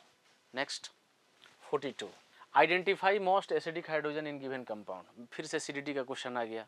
मैं बता चुका हूं कि वो कंपाउंड या वो फंक्शनल ग्रुप या वो साइट या वो लोकेशन जो H+ फायर करने के बाद कंजुगेट बेस बनाए और वो स्टेबल कंजुगेट बेस बनाए, वो ज़्यादा मोस्ट एसिडिक पोजीशन होगा। ठीक है ना। अब देखिए, क्योंकि देखिए मैं यहाँ एक एग्जांपल लेता हूँ। देखिए जैसे मान लीजिए क्वेश्चन नंबर 42 में मान लीजिए कोई एसिड है H, इक्विलिब्रियम पे रिएक्शन चल रहा है, यहाँ पर ये एसिड है तो H+ को फायर करेगा और बाद में बना देगा कंजुगेट बेस।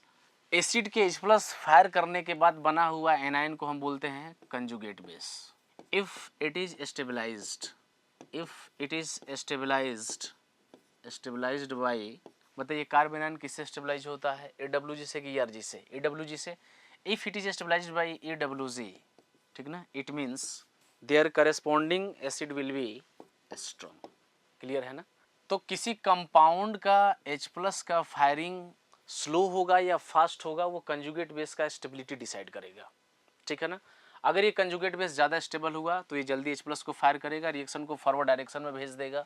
अगर एसिड के H+ फायरिंग के बाद बना हुआ कंजुगेट बेस अनस्टेबल हो गया तो ये रिएक्शन फॉरवर्ड नहीं बैकवर्ड चला जाएगा। ठीक है ना। तो अगर किसी कंपाउंड की एसिडिटी देखनी हो तो रिएक्शन को फॉरवर्ड डायरेक्शन में भेजना होता है और ये देखना होता है कि एसिड H+ फायर करने के बाद कितना स्टेबल कंजुगेट बेस बना रहा है। और आपको पता है कोई भी एनायन या कंजुगेट बेस की स्टेबिलिटी EWG के प्रेजेंस में बढ़ जाती है। अगर conjugate base if it is stabilized by EWG, it means their corresponding acid will be more acidic. ठीक है ना। तो क्वेश्चन हम देख रहे थे 42। तो देखिए फंक्शनल ग्रुप है, यहाँ पर एसिड है, यहाँ SH है, थायोल है या अल्कोहल है और यहाँ -M है। मुझे एक बात बताइए कि मैं कहाँ से H+ को फायर करूँ जिसके बाद बना हुआ कंजुगेट बेस ज़्यादा स्टेबलाइज होता होगा? तो मुझे तो लग रहा है कि यहाँ ए है, क्योंकि अगर ये H+ फायर हुआ तो इस ऑक्सीजन पे आएगा नेगेटिव चार्ज और ये नेगेटिव चार्ज इक्वल रेजोनेंस से स्टेबलाइज हो जाएगा। और equal resonance highly stable structure होता है in compare to normal resonance. अगर यहाँ से H+ फायर कीजिएगा तो ये नॉर्मल रेजोनेंस के थ्रू -M से स्टेबलाइज हो जाएगा। यहाँ से H+ को फायर करते हैं तो इस ऑक्सीजन पे आया हुआ नेगेटिव चार्ज, ठीक है ना, बिना किसी रेजोनेंस, मतलब यहाँ पे रेजोनेंस इफेक्ट भी नहीं लग रहा है, इस पोजीशन से भी रेजोनेंस नहीं लग रहा है। ठीक है ना।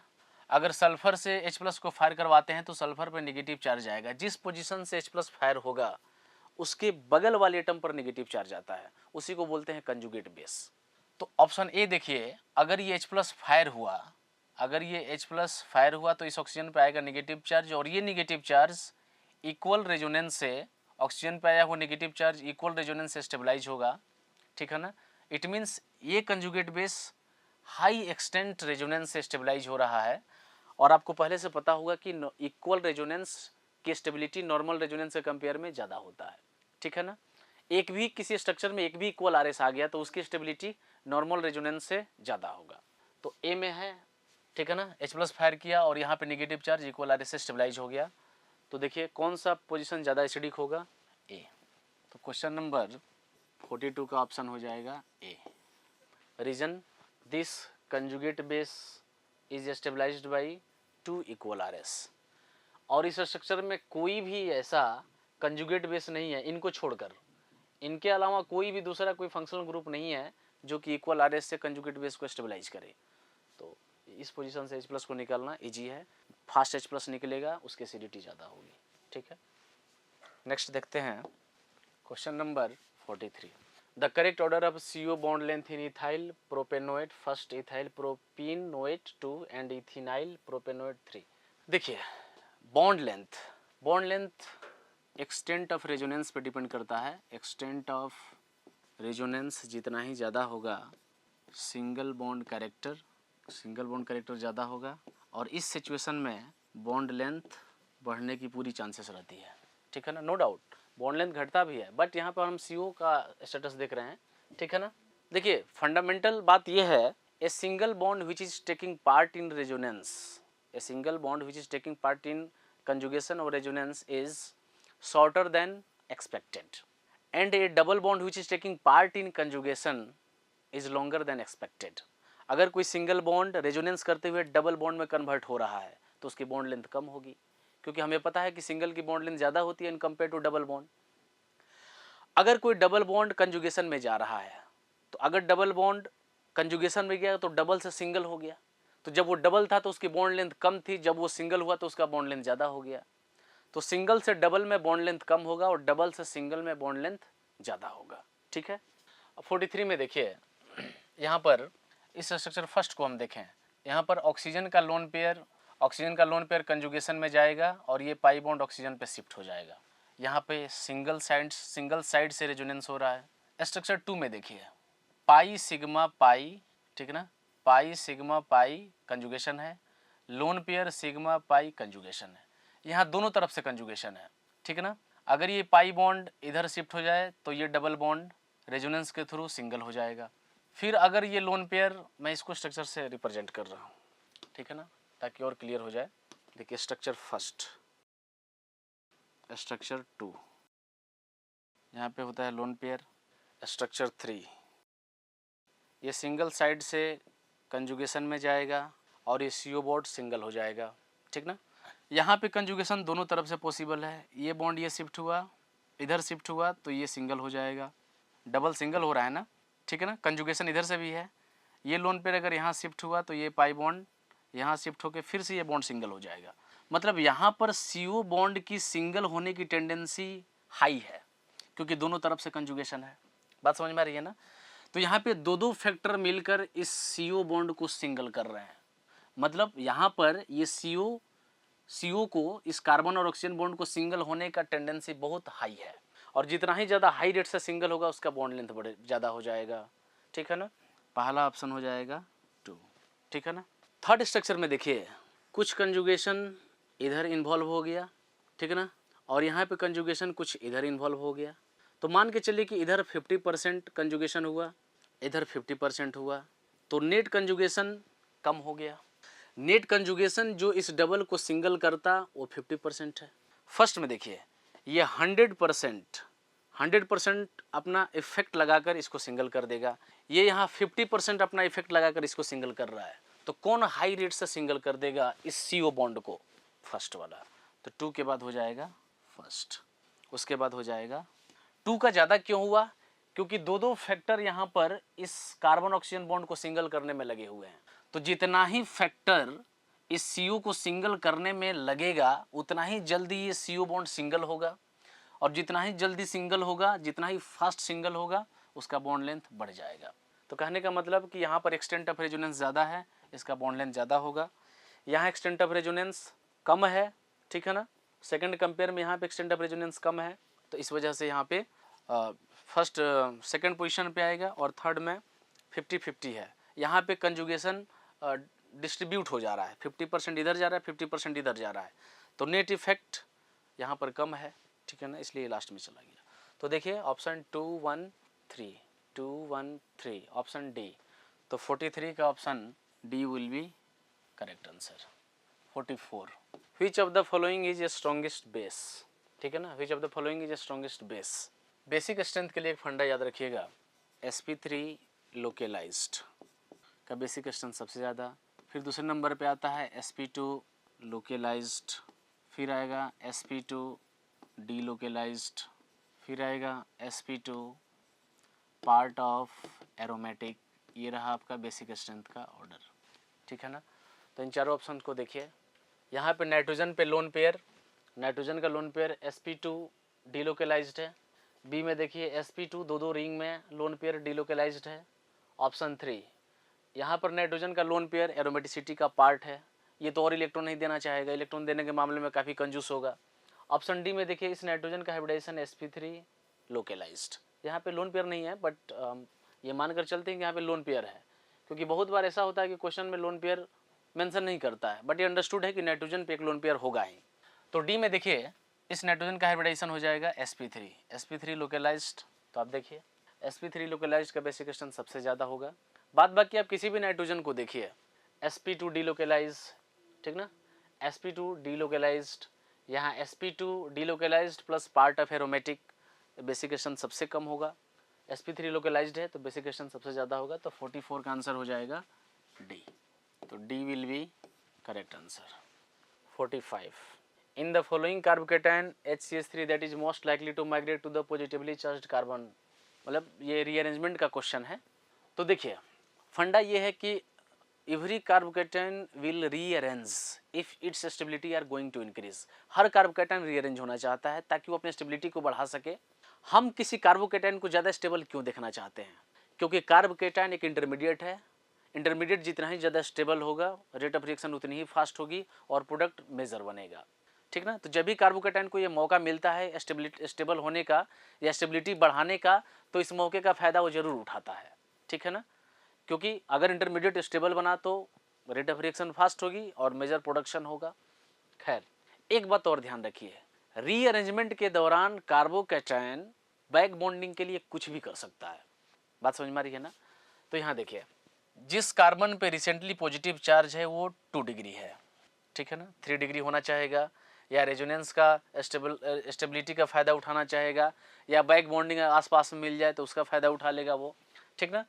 अगर किसी भी तरह से इस पॉजिटिव चार्ज को सेकंड पोजीशन पे ला दीजिएगा तो वहाँ पर इस ऑक्सीजन का बैक बॉन्डिंग मिल जाएगा, क्योंकि आपको पता है OH में ऑक्सीजन के पास लोन पेयर है। अगर ये कार्बोकेटाइन यहाँ पर शिफ्ट हो गया तो OH अपना बैक बॉन्डिंग से उसे स्टेबलाइज कर देगा, लेकिन ये 4 की तरफ नहीं जा सकता, क्योंकि 4 की तरफ जाएगा अगर ये पॉजिटिव चार्ज 4th कार्बन पे आया तो उसे नॉर्मल हाइपर कंजुगेशन की स्टेबिलिटी मिलेगी, और आपको पता है बैक बॉन्डिंग की स्टेबिलिटी हाइपर कंजुगेशन से ज़्यादा होती है। तो ये positive charge obviously back bonding की तरफ आना चाहेगा।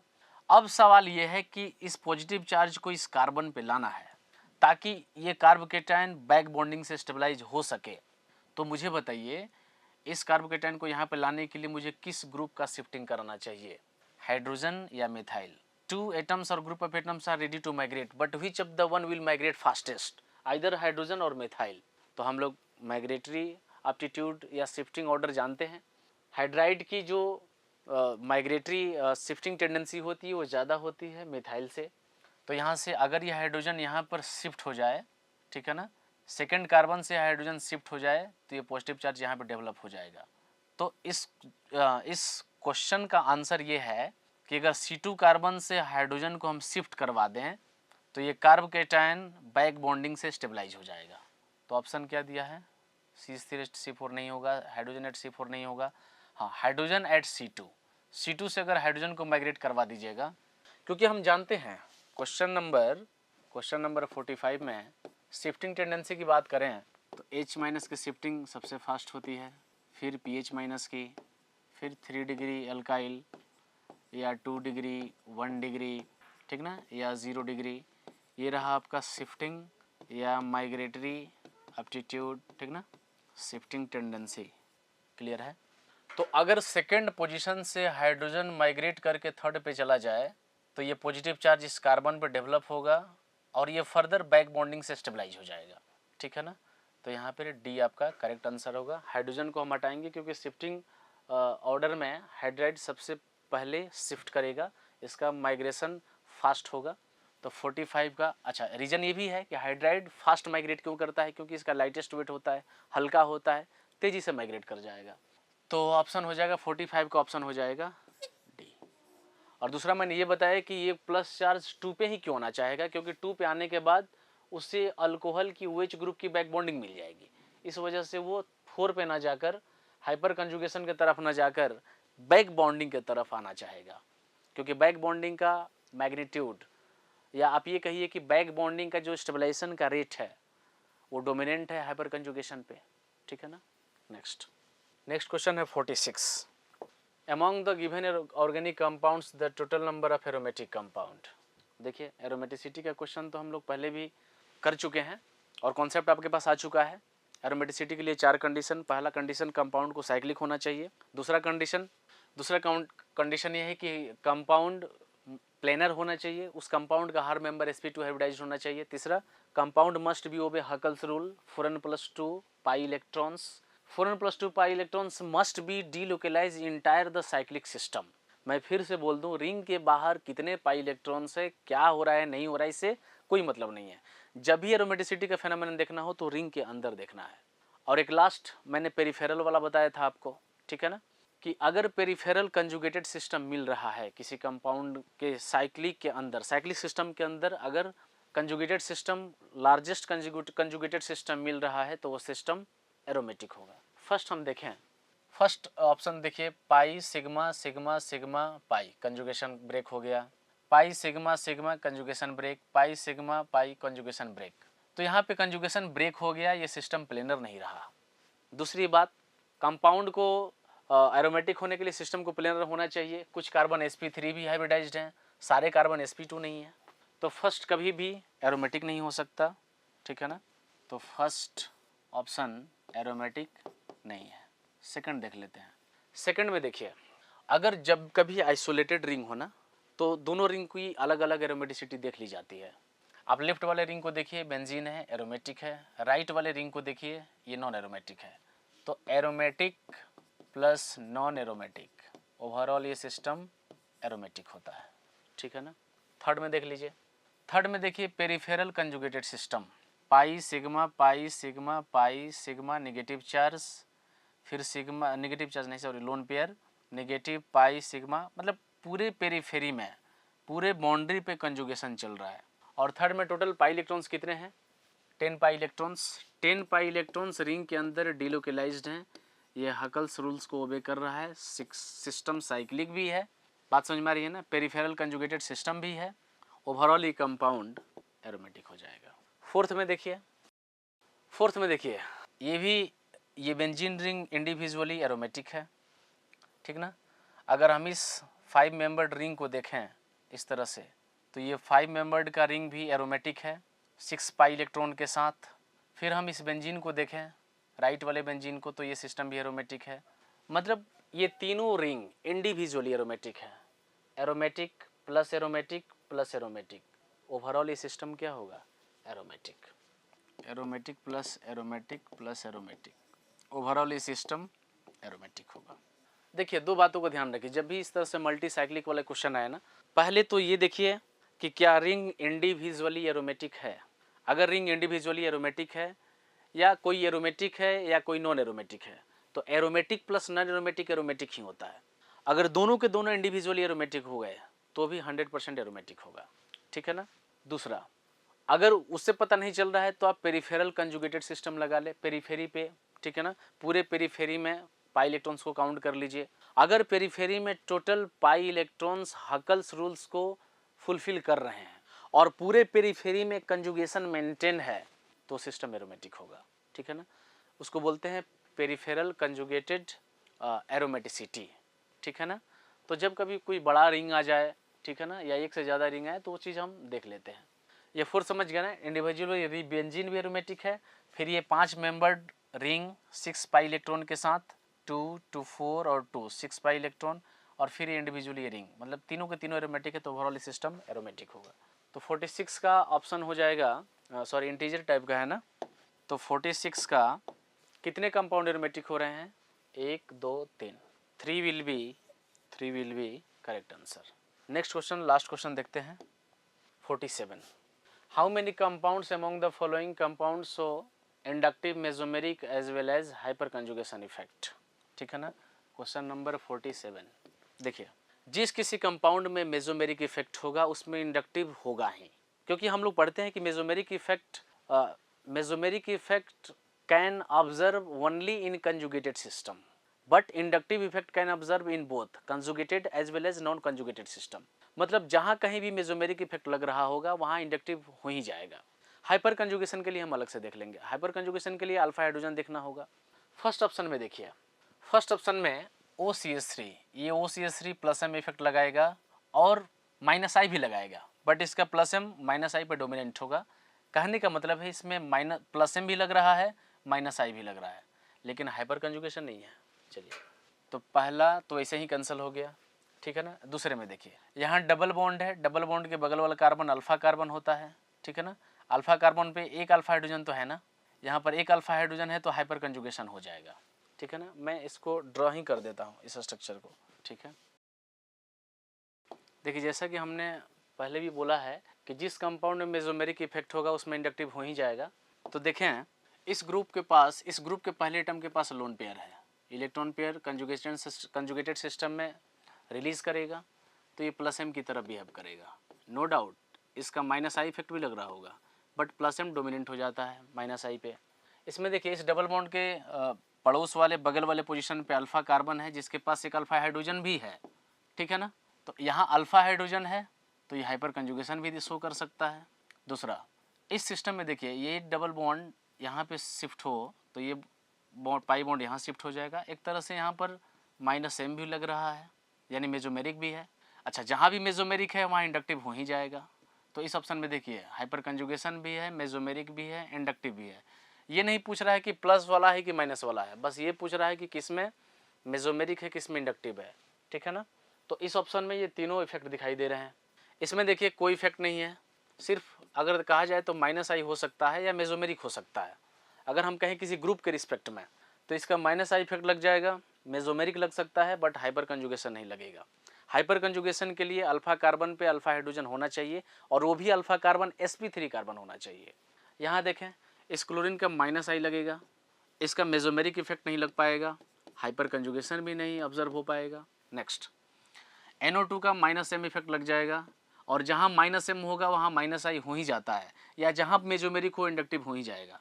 तो माइनस आई भी ऑब्जर्व हो रहा है, माइनस आई भी ऑब्जर्व हो रहा है।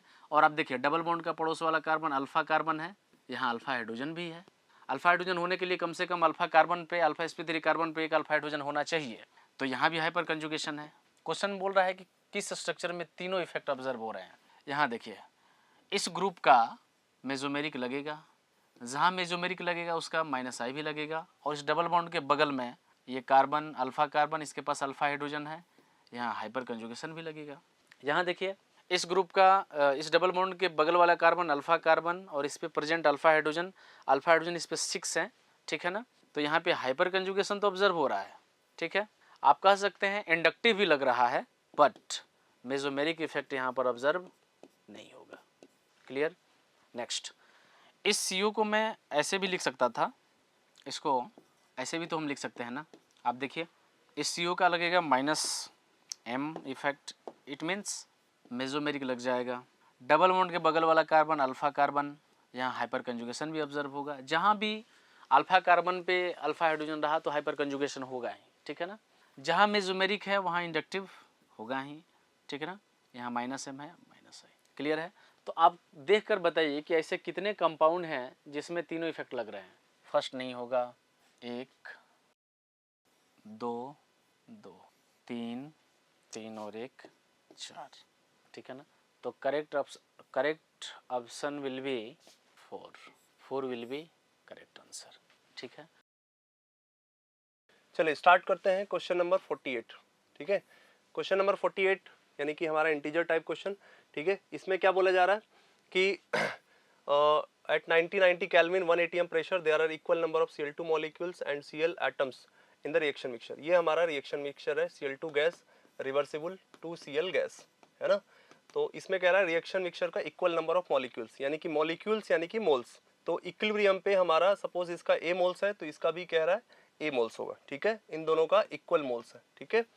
अब इसमें अगर हमको पार्शियल प्रेशर ऑफ Cl2 निकालना है, ठीक है, तो हमको क्या करना है, इनिशियल इसका मोल्स इक्विलिब्रियम पे upon total moles A plus A 2A into क्या हो जाएगा, टोटल प्रेशर 1 atm, ठीक है। तो यहाँ पे हो जाएगा, है ना, mole fraction into total pressure 1/2 atm, ठीक है।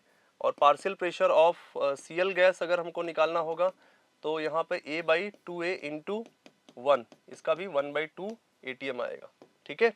और अगर हम लोग इसके Kp का एक्सप्रेशन हमको लिखना होगा, ठीक है, Kp का वैल्यू दिया हुआ है x इंटू 10⁻⁻1, तो ये हो जाएगा 1/2 के पावर यहाँ पे 2 हो जाएगा अपॉन 1/2, ठीक है।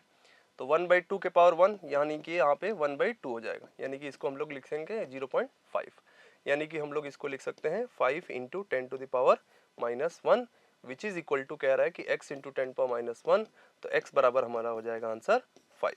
ठीक है, ये हो जाएगा हमारा आंसर 5। ठीक है, चलिए स्टार्ट करते हैं क्वेश्चन नंबर 49। ठीक है, क्वेश्चन नंबर 49 क्या कह रहा है, if degree of hydrolysis of 0.05 m NH4 twice SO4, ठीक है, at 298 kelvin is 10⁻⁻6, the find the value of x। फिर से वही टाइप का सवाल आ गया, इसके पहले भी हम लोग इस टाइप का सवाल किए थे, है ना। NH4 प्लस कंसंट्रेशन अगर निकालेंगे बेटा तो कितना आ जाएगा, 0.05 × 2, ये हो जाएगा 0.1 m, यही हो जाएगा हमारा C के बराबर हो जाएगा। तो H बराबर क्या होता है, रूट में KW/KB × C।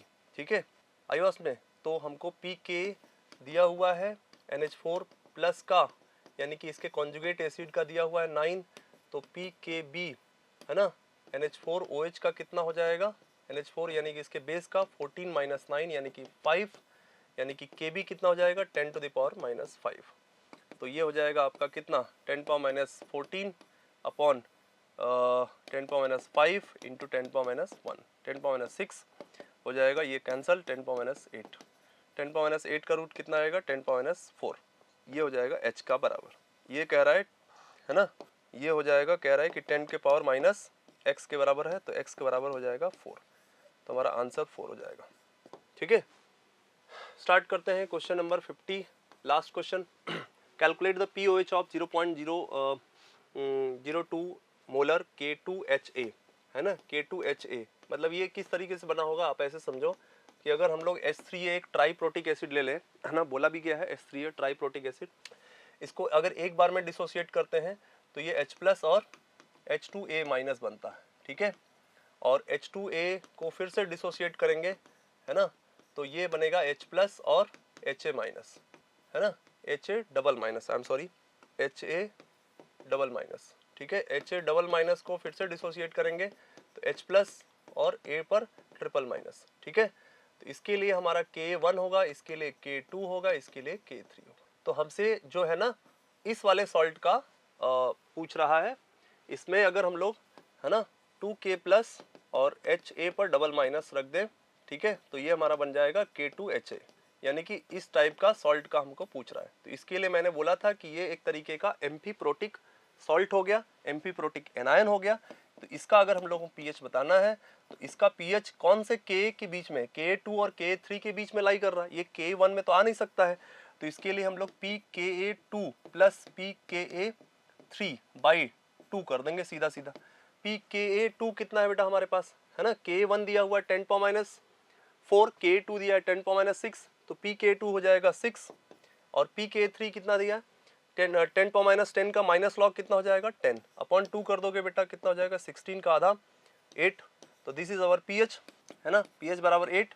हमारा आंसर 8 नहीं होगा, हमसे क्वेश्चन में पीओएच पूछा है, तो पीओएच बराबर क्या हो जाएगा, देखिए यहाँ पर गड़बड़ी करेंगे आप, KW की वैल्यू 10⁻14 दिया है, तो 10⁻12 दिया है, सॉरी 10⁻12 दिया है, तो pKW कितना होगा, pKW माइनस pH होगा। तो हमको यहाँ pKW की वैल्यू रखना पड़ेगा बेटा 12, ध्यान रखिएगा, यही पे गलती हो सकती है, -8, और ये आप माइनस करोगे तो आंसर आएगा हमारा 4। ठीक है, तो आंसर हमारा क्या हो जाएगा 4। दैट कंप्लीट्स अवर, है ना, ANTS, ठीक है, PT3 वीडियो सोल्यूशन। होपफुली आप लोग का एग्जाम अच्छा रहा होगा। इसमें हम लोग थोड़े अच्छे क्वेश्चंस देखे, थोड़े कंसेप्चुअल क्वेश्चन थे, तो आपको थोड़ा इस तरीके से इम्प्रोवाइज करके प्रैक्टिस करनी पड़ेगी। ठीक है, मिलते हैं नेक्स्ट